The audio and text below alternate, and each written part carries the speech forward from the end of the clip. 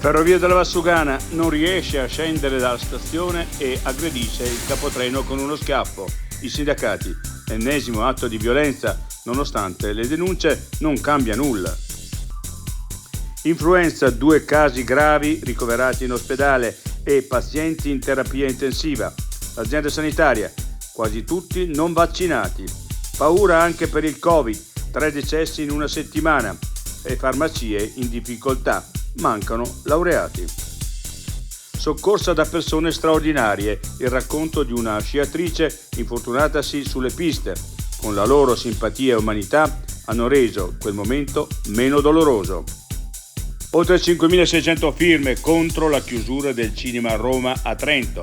La petizione non si ferma, è un patrimonio culturale della nostra città che non può essere perso. Anche il Fatto Quotidiano parla dell'altra montagna, il nuovo quotidiano online dei Dolomiti e con un comitato scientifico sulle terre alte. I difetti visivi sono tanti: miopia, astigmatismo, ipermetropia. Il pregio è correggerli con occhiali davvero glam. Con Glam Vision puoi prenotare l'analisi gratuita della vista e poi sfoggiare i tuoi nuovi occhiali che possiamo creare per te. Scopri di più su glamvision.it.